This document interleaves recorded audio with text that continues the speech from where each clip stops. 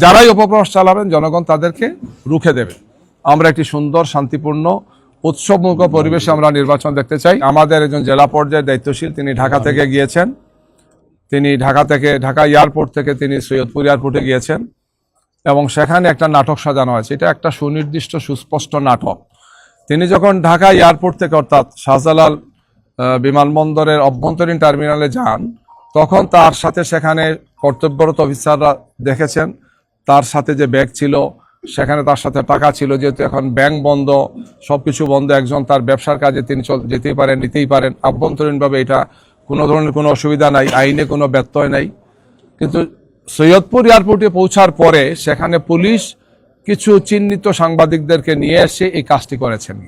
এবং আমরা এটাও জেনেছি যে পুলিশ অফিসার কাজটি করেছেন তিনি আগের যে সেই কুখ্যাত মনিরুল ইসলামের সহযোগী হিসেবে তার একটা পরিচিতি আছে। তো একজন বয়স্ক ব্যক্তি, একজন শিক্ষক, একজন দায়িত্বশীল ব্যক্তি, একজন অসুস্থ ব্যক্তি, তাকে এই ধরনের নাজেহাল করা হয়েছে, হেনস্থা করা হয়েছে, মেন্টাল টর্চার করা হয়েছে। তিনি অসুস্থ হয়ে আপনারা জানেন এখন তিনি রংপুর হাসপাতালে আছেন। তো এই যে ঘটনাটা যিনি ঘটালেন আমরা এসিকে বলেছি যে এটা আপনাদের একটা দায়িত্ব আছে, এটা ক্লিয়ার করা উচিত যে আমি কোনো ক্রিমিনাল অফেন্স করলাম না, আমার কাছে কিছু টাকা পাওয়া গেছে, এর ভিত্তিতে আমাকে আমার সম্মান মর্যাদা আমার দলকে প্রশ্নবিদ্ধ করা হচ্ছে।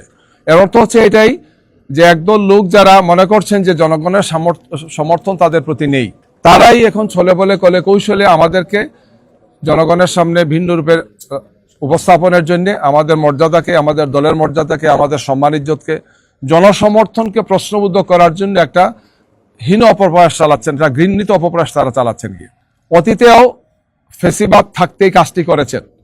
আমাদের জামাতের অফিস থেকে এসে আমাদের কাগজপত্র নিয়ে গেছেন, টাকা পয়সা নিয়ে গিয়েছেন, বলেছেন যে জামাত এগুলো নিয়ে মানি লন্ডারিং করবে, বড় মামলা দিয়েছেন। এটা আমরা ফেস করেছি, আমি নিজে সেই মামলার ট্রায়াল লয়ার ছিলাম, যে মামলা থেকে আমরা বেকসুর খালাস পেয়েছি, সব টাকা আমরা ফেরত পেয়েছি। আমরা তো বলেছি যে এটা আমাদের দলের বিষয়।